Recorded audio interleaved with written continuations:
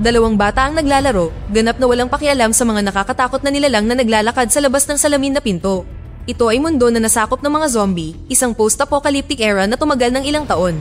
Kapansin-pansin, ang magkapatid na ito ay nakaligtas sa liblib na bahay na ito sa buong panahon, isang bagay na kakaunti lamang ang nakakagawa. Isang araw, may mag-asawang nagmaneho papunta sa bahay. Sinalubong sila ni Jack na may hawak na laruang baril. Agad namang nagtanong ang lalaking si Donnie, nasaan ang mga magulang mo? Nanatiling tahimik si Jack, ngunit ngumiti lang ang lalaki at sinabing, sa susunod na pagkikita. Nang gabing iyon, mahigpit na nilock ni Jack ang lahat ng pinto at bintana kasama ang kanyang kapatid.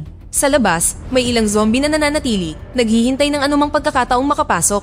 Pagsapit ng umaga, sinuri ni Jack ang mga bala sa magazine. Hindi pala ordinaryong laruan ang baril. Nang lumabas ang magkapatid para maglaro gaya ng nakagawian, huminto muli ang parehong pickup truck noong nakaraang araw. Sa pagkakataong ito, mas matigas ang pag-uugali ng mag-asawa. Muli silang nagtanong, nasaan ang iyong mga magulang? Nagsinungaling si Jack, sinabing nagpunta sila sa bayan upang kumuha ng mga supply. Ngumiti ang babae, si Melanie at sinabing ilang oras pa ang layo ng bayan. Nangako siyang poprotektahan nila si Jack at ang kanyang kapatid hanggang sa bumalik ang kanilang mga magulang. Nang makita ang bahay na puno ng mga supply at maging ng isang gumaganang refrigerator, agad na nagpa siya ang mag-asawa na manatili sandali. Ang lalaki, si Donnie, ay nagsabi na itatago niya ang kotse sa labas. Tila may pinagtataguan sila at sinusubukang iwasang mahuli. Malalim na ang gabi, narinig ni Jack ang pag-uusap ng mag-asawa. Mukhang nasiyahan sila sa lugar na ito. Para sa kaligtasan, nagtago sila ng kapatid niya sa kanilang ligtas na silid, ang lihim na nagpanatili sa kanila na mabuhay sa lahat ng oras na ito. Kinaumagahan, nagluto si Donnie ng almusal at parang siya ang may-ari ng lugar. Nanatiling kalmado ang mukha ni Jack, ngunit may sinabing kakaiba, magugulat ka na lang tapos na pala. Pagsapit ng gabi, biglang nagtanong si Jack, oras na ba? Inamoy siya ng kanyang aso, pagkatapos ay bahagyang tumango. Walang pag-aalinlangan, kinuha ni Jack ang kanyang kapatid at ikinulong muli ito sa ligtas na silid. Sa ibaba, may sariling mundo pa rin ang mag-asawa, hindi alam na may panganib na darating. Nagpaalam si Melanie, sinabing kailangan niyang magbanyo. Ngunit nang tumingin siya sa labas, nakita niya ang ilang zombie na nakaabang malapit sa bintana. Agad niyang pinatay ang mga ilaw, sa pag-aakalang hindi siya makikita ng mga zombie, ngunit biglang bumukas ang pinto sa likod niya. Naramdaman ni Donnie na may mali, binunot niya ang kanyang baril, at sumugod, ngunit nakita niya ang kanyang asawa na nakahiga sa sahig na puno ng dugo. Iyon ang huling beses na nakita ang mag-asawa. Samantala, isang lalaking mahaba ang buhok ang naglalakad sa kagubatan. Nakakita siya ng ilang bitag sa nyebe at hindi nagtagal ay natunton niya ito pabalik sa bahay. Biglang sumulpot ang batang babae sa harapan niya. Bago pa siya makapag-react, tumama sa kanyang leeg ang tranquilizer dart na ibinaril ni Jack. Ang kanilang mga kasanayan sa kaligtasan ay kahanga-hanga. Nang sa wakas ay nagising ang lalaki mula sa epekto ng gamot, naghihintay na si Jack at may hawak na baril. Pagkatapos ng ilang pagtatanong, ibinunyag ng lalaki na ang kanyang pangalan ay Dan, isang sundalo ng espesyal na puwersa na napadaan at nasa isang misyon para hanapin ang kanyang asawa sa Hilaga. Tumigil sandali si Jack, may kakaiba sa lalaking ito. Hindi tulad ng iba, ayaw ni Dan ang kanilang pagkain o gamot. Gusto lang niyang mabawi ang kanyang sandata. Ginamit ang pagkakataon, gumawa ng kasunduan si Jack. Gusto niyang tumulong si Dan sa kuryente ng bahay. Nagtaka si Dan at nagtanong, saan nagpunta ang mga magulang mo? Sa pagkakataong ito, hindi nagsinungaling si Jack. Ipinaliwanag niya na ang kanyang ama ay isang scientist na matagal nang nawawala at ang kanyang ina ay isang security agent na kamakailan lamang ay pumunta sa isang misyon at malapit nang bumalik. Natigilan si Dan nang makita ang treadmill na nagbibigay ng power sa bahay. Hindi niya inaasahan na aasa ang bahay sa isang taong literal na tumatakbo para makagawa ng kuryente.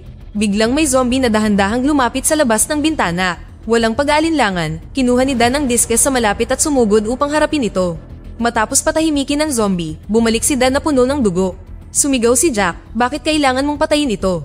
Ang mga bintana ay gawa sa espesyal na bulletproof na salamin, walang zombie na makakapasok sa loob. Sa kabila ng pagsaway sa kanya, naawa si Dan sa magkapatid. Kusa siyang pumunta sa treadmill at sinimulang paandarin ng mano-mano ang kuryente ng bahay. Ang gabi ay tahimik na lumipas at si Dan ay pagod na pagod. Nang maglaon, ang maliit na kapatid ni Jack ay naglaro sa paligid, umikot sa kanya ng ilang beses, sumigaw, ang baho mo, at tumakbo palayo. Pumunta si Dan sa banyo para maligo at dinalhan pa siya ng maalalahanin na batang babae ng hairpin. Sa oras na ito, nakaalis na si Jack sa bahay. Tuwing umaga, sinusuri niya ang mga bitag sa paligid upang maiwasan ang pulutong ng mga zombie. Makikita ang isang buhay na zombie na nahuli sa isa sa mga bitag. Samantala, pagkatapos ng almusal sa loob ng bahay, nagpa siya si Dan na bisitahin ang lugar kung saan nagtatrabaho ang ina ni Jack. Sa mesa, bukod sa isang larawan, nakita niya ang isang susi ng kotse. Tuwang-tuwa, nagmamadaling pumunta si Dan sa garahe, ngunit nakitang sira ang sasakyan. Sa sandaling iyon, may isang kwartong nakatago sa sulok ang nakakuha ng atensyon ni Dan. Sa pag-aakalang isa itong storage room, susuriin na sana niya ito, ngunit bigla siyang pinigilan ni Jack. Matapos ang mahigit isang araw na magkasama, kumbinsido ang magkapatid na hindi sila sasaktan ni Dan, kaya hindi na sila nagtago sa safe room sa gabi. Ngunit kakaiba, pinusasan ni Jack ang sarili. Pagsapit ng madaling araw, nagising si Dan sa mga yabag sa labas. Ito ay si Jack na nagpapatrolya na naman. Bumalik siya sa bitag mula sa nakaraang araw, kung saan nakakulong pa rin ang zombie, ngunit hindi pa nasikaso. Habang iniisip ni Jack ang gagawin, biglang sumulpot si Dan. Inakala ni Dan na ang zombie ay maaaring ang ina ni Jack at aalisin na sana siya sa kanyang paghihirap. Ngunit itinaas ni Jack ang kanyang baril, pinahinto siya sa tamang oras. Bumalik si Dan sa bahay, nadismaya, at binuksan ang storage room na hindi siya hinayaang pumasok noong nakaraang araw. Sa loob, nakita niya ang isang kumot sa sahig at mga dingding na natatakpan ng nakakatakot na mga marka ng kuko. Malinaw, ito ay isang lugar na ginamit upang panatilihing nakakulong ang mga zombie. Ang pagtuklas na ito ay nagpalakas lamang sa kanyang hinala. Bigla siyang nakarinig ng makina ng sasakyan sa labas. Dumating ang higit pang nakaligtas, ngunit malinaw na naghahanap sila ng gulo. Pinalibutan nila ang bahay habang may hawak na baril, sinusuri ang lugar. Si Dan, na walang armas, ay nanatiling tahimik, hindi handa na kumilos. Samantala, si Jack, na pabalik mula sa pagpapatrolya, ay nanonood mula sa malayo. Nakatayo ang kanyang nakababatang kapatid sa bintana sa ikalawang palapag, kumakaway. Nang malapit na siyang makita ng mga nanghihimasok, biglang lumitaw si Dan at binuhat siya palayo. Napabuntong hininga si Jack nang makitang mahigpit na nakalak ang mga pinto at bintana, sumuko ang mga nanghihimasok at umalis. Pagkatapos ng bahagyang pagtakas na iyon, mas nagtiwala si Jack kay Dan at ibinalik sa kanya ang kanyang sandata. Pagkatapos, sa kalagitnaan ng gabi, nagising siya sa boses ng kanyang asawa na tumatawag sa kanya sa panaginip. Nang magising siya, gumawa si Dan ng malaking desisyon. Isasama niya si Jack at ang kapatid nito upang hanapin ang kanyang asawa. Sa ganoong paraan, matutupad niya ang sariling layunin habang binabantayan din ng magkapatid. Hindi nagdalawang isip si Jack, tinanggihan niya ang alok ni Dan na umalis. Desidido siyang manatili at maghintay sa pagbabalik ng kanyang ina. Ngunit maya-maya lang, umalingaw-ngaw ang malakas na ingay sa labas. Ang grupo ng mga magnanakaw mula noong nakaraang araw ay bumalik na may mga backup. Ang masaklap pa, binihag nila ang kapatid ni Jack habang naglalaro ito sa labas. Habang tumitindi ang tensyon at magkaharap ang magkabilang panig, biglang umalingaw-ngaw ang ilang putok ng baril sa malapit. Agad na bumagsak sa lupa ang dalawang tulisan. Sumugod si Dan at nagawang iligtas ang batang babae. Ang nasa likod ng pamamaril ay walang iba kundi ang ina ni Jack. Gayunpaman, sa kaguluhan, si Dan ay tinamaan sa dibdib ng isang bala mula sa isa sa mga natitirang umatake. Siya ay bumagsak, walang lakas at walang malay. Walang nakakaalam kung ilang oras na ang lumipas bago tuluyang nagising si Dan. Sa gulat niya, tuluyan ang gumaling ang tama ng baril sa kanyang dibdib. Gayunpaman, natagpuan niya ang kanyang sarili na nakatali sa poste na may makapal na lubid. Sa itaas, si Jack at ang kanyang pamilya ay kumakaway sa kanya. Nalilito pa rin, pumasok si Dan sa loob at sa wakas ay nalaman niya ang katotohanan mula sa ina ni Jack na kilala lamang bilang ang babae. Ipinaliwanag ng babae na ang mga ordinaryong nahawa ang tao ay tumitigil sa paggana ang utak at pinapagana lamang ng pangunahing pangangailangan, ang kumain. Gayunpaman, mayroong isa pang uri ng nahawa ang individual, na ang mga utak ay nanatiling ganap na gumagana, tulad ng sa mga normal na tao, at minana rin ang mga pisikal na kalamangan ng mga zombie, kabilang ang kakayahang magpagaling mula sa anumang sugat o sakit. Ang problema ay ang mga espesyal na infected na ito ay may malubhang kahinaan. Pagkatapos magtamo ng matinding pinsala o sa paglipas ng panahon, sila ay papasok sa isang estado ng hindi mapigilan na galit na kilala bilang frenzy, kung saan sila ay nagiging walang pinagkaiba sa mga karaniwang zombie. Matapos marinig ang paliwanag ng babae, sa wakas ay nagkaroon ng biglaang pananaw si Dan, isa nga kaya siya sa mga tinatawag na special infected. Tumango ang babae bilang pagsang-ayon. Kung hindi makakaligtas si Dan sa tama ng baril o magiging isang karaniwan na walang isip na zombie. Pagkatapos, isiniwalat ng babae ang isang mas nakakagulat na katotohanan. Si Jack, ang batang lalaki, ay isa ring espesyal na infected tulad ni Dan. Lumilitaw na ang mag-asawa na pinatay ni Jack noong gabing iyon ay resulta ng kanyang hindi mapigilan na frenzy. Iyan ang nagpapaliwanag kung bakit laging nakaposa si Jack bago matulog tuwing gabi. Nagtataka, nagtanong si Dan kung mayroong anumang paraan upang mahulaan kung kailan magaganap ang frenzy. Ipinaliwanag ng babae na ang alagang aso ni Jack ay espesyal na sinanay upang makita ang banayad ng mga pagbabago sa amoy bago pumasok si Jack sa estadong iyon. Iyon ay nang maalala ni Dan ang silid na puno ng mga marka ng kuko, ang mismong lugar na tinutuluyan ni Jack sa kanyang frenzy mode. Biglang may umalingaw-ngaw na makina sa malapit. Ang babae, na hawak ang kanyang bunsong anak, ay nakaharap ang isang grupo ng mga lalaking malisya. Tila kilalang kilala niya ang pinunong may puting balbas, si Brett. Lumilitaw na ang anak nitong babae ay tumakas kasama ang isang kahina-hinalang lalaki at hinahanap sila ng nag-aalalang ama kasama ng kanyang mga tauhan. Tiniyak sa kanya ng babae na kapag nakakita siya ng anumang palatandaan ng mga ito, ipapaalam niya ito kagad.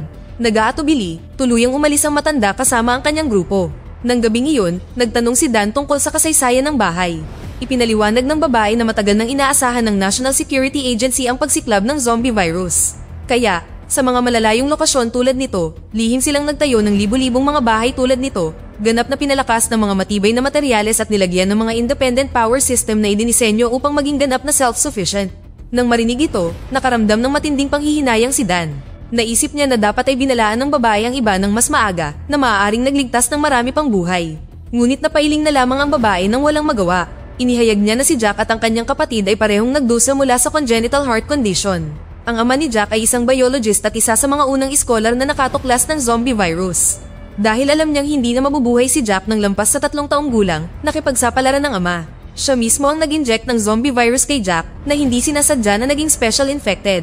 Nakalulungkot, nang maging frenzy si Jack, ang kanyang ama ay nakagat at nabigong makaligtas sa matinding karanasan at naging karaniwang zombie. Wala nang pagpipilian ng babae kundi ang wakasan ng paghirap niya. Isang araw, nang walang anumang babala, ang aso ay tumahol ng 2 beses at agad na nalaman ni Jack na magsisimula na ang kanyang frenzy mode. Matapos siyang ikulong, umalingaw-ngaw ang sigaw ng pagdurusa mula sa loob. Parang dinudurog ang puso ng babae, ngunit ang tanging magagawa niya ay tahimik na maghintay sa may pintuan, umaasang lumipas ang pinakamasama. Pumasok si Dan para pumalit sa pagbabantay, ngunit nagulat sila nang biglang bumagsak ang kapatid na babae na naglalaro sa labas. Napagtanto ng babae na ito ay atake sa puso at sa kanilang limitadong mapagkukunang medikal, wala silang magagawa.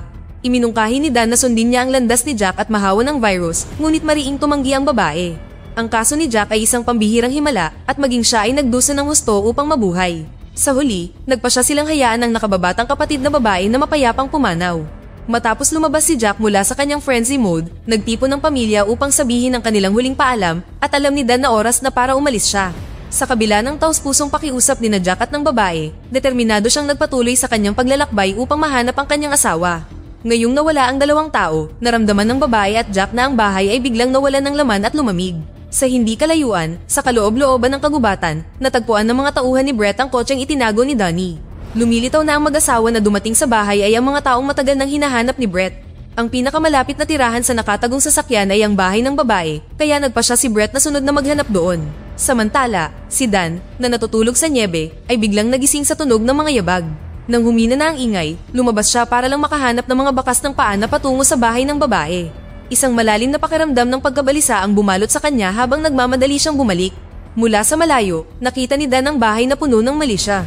Nandoon si Brett, ginigipit ang babae tungkol sa kinaroroonan ng kanyang anak matapos madiskubre ng kanyang mga tauhan ang maliit na bagay na nalaglag nito.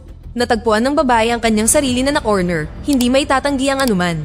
Sa kabilang banda, tahimik na pumuslit si Dan sa mga bantay at nagawang makapasok sa bahay. Natagpuan niya si Jack na nagtatago sa kusina at pagkatapos malaman kung gaano karaming mga kaaway ang nasa loob, inilabas ni Dan ang kanyang sandata. Tulad ng isang anino ng kamatayan, mabilis niyang pinabagsak ang mga malisya isa-isa. Nang marating ni Dan ang pangunahing bulwagan, ilang baril ang biglang itinutok sa kanyang ulo. Ngunit ang sumunod niyang dalaw ay ikinagulat ng lahat. Hiniwa niya ang sariling leeg gamit ang kutsilyo. Ang mga tao sa paligid niya ay natigilan, hindi makapagsalita, ngunit naintindihan ng babae ang kanyang balak. Tahimik niyang kinuha si Jack at lumabas ng bulwagan. Di nagtagal, ganap na sumuko si Dan sa kanyang pagbabago.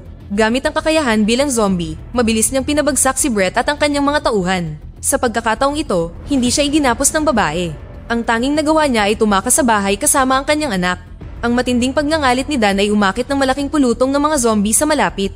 Kinaumagahan, nagising si Dan at nakitang winasak ng mga zombie ang bahay. Sa mesa ay nakalatag ang sulat mula sa babae. Nagmaneho pala sila ni Jack sa Hilaga. Kung papayagan ng tadhana, baka magkita pa sila balang araw.